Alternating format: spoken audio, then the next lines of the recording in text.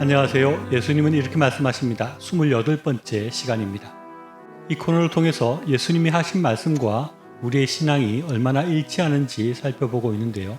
오늘은 마태복음 14장에 나오는 말씀을 살펴보려고 합니다.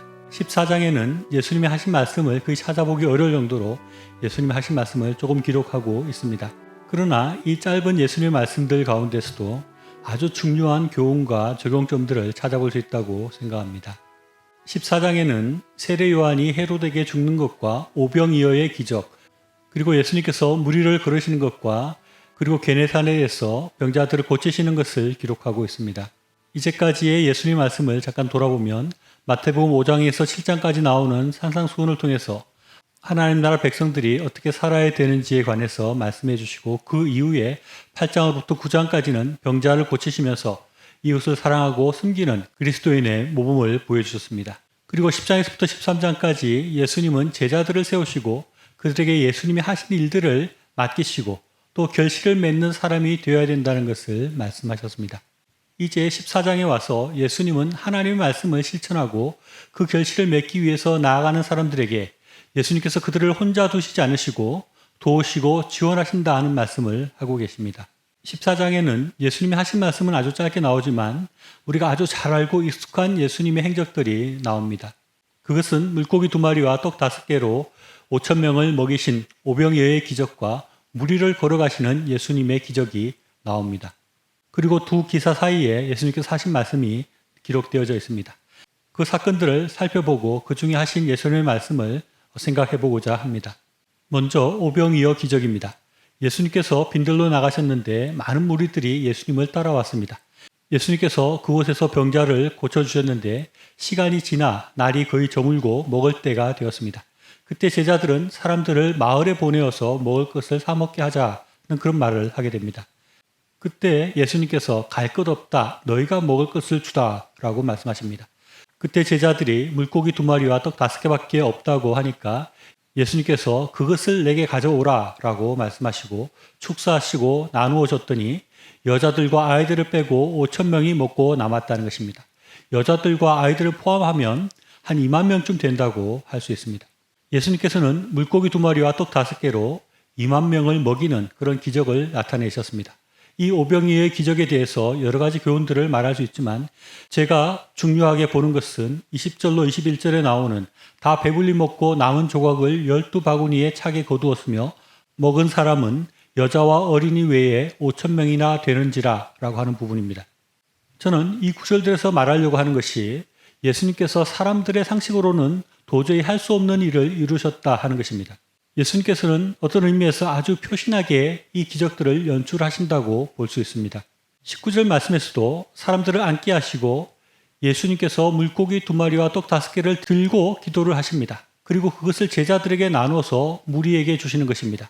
마치 마술사가 사람들에게 마술을 할 때 손에 아무것도 없는 것을 보이고 비둘기를 나타나게 하는 것과 비슷하다고도 할 수 있습니다. 제 생각에는 예수님께서 물고기 2마리와 떡 5개를 가지고 2만 명을 먹일 수 있는 능력을 아주 표신하게 보여주셨다고 생각합니다. 그리고 그것을 증명하기 위해서 남은 것을 12광주리에 담았다고도 할 수 있습니다. 이것은 우리가 평소에 아는 예수님의 모습과 특별히 좀 다른 모습이라고 할 수 있습니다. 예수님은 그 전에 병자를 고치시고 아무에게도 말하지 말라고 당부 말씀도 하시기도 했고, 예수님께서 평소에 하시는 그런 말씀과 행동을 볼 때 예수님께서 자신의 능력을 뽐내거나 자랑하는 분이 아니라는 것을 우리가 알고 있는 것입니다. 그런데 이번에는 아주 특별하게 예수님께서 물고기 2마리와 떡 5개로 2만 명을 먹이셨다는 것을 아주 표신하게 분명하게 보여주고 계십니다. 이것은 이어서 기록되어 있는 무리를 걷는 기적에서도 그대로 나타납니다. 예수님은 오병이어 기적을 베푸신 후에 제자들을 재촉해서 배를 타고 건너편으로 가라고 말씀하셨습니다. 그런 다음 예수님은 무리를 보내고 혼자 산 위로 기도하러 가셨습니다. 그런데 제자들이 풍랑을 만나서 아주 고생하게 됩니다. 그때 예수님께서 무리로 걸어오시면서 풍랑으로 고생하는 제자들의 배로 걸어가십니다. 그리고 안심하라, 나니 두려워 말라라고 말씀하십니다. 그러자 베드로가 자신도 무리를 걷게 해달라고 말합니다. 그때 예수님께서 오라라고 말씀하시고, 그래서 베드로가 무리를 걷다가 바람을 보고 두려워 물속에 빠져들게 됩니다. 그때 베드로가 소리질러 주여 나를 구원하소서라고 말할 때 그때 예수님께서 베드로의 팔을 잡아주시면서 믿음이 작은 자여 왜 의심하였느냐라고 말씀하십니다. 그리고 예수님께서 배에 오르시니 배에 오르자마자 풍랑이 멈추게 됩니다. 이 사건에서도 아주 극적으로 예수님의 능력을 나타내 보이시는 의도를 볼 수 있습니다. 어떻게 보면 예수님께서 이런 것을 의도적으로 연출한 것처럼 보이기도 합니다. 예수님께서는 제자들에게 먼저 배를 타고 가라고 말씀하셨습니다. 그 후에 풍랑이 일어나서 고생을 할 때 물 위로 예수님께서는 걸어서 가시는 것입니다. 그리고 제자들에게 예수님께서 바다를 걸을 수도 있고 풍랑도 잠잠케 하는 능력이 있음을 보여주셨다고 할 수 있습니다. 어떻게 보면 예수님께서 제자들에게 배를 타고 가라라고 말씀하실 때 예수님께서는 풍랑이 일어나서 고생하실 것을 미리 알 수 있는 분이셨습니다.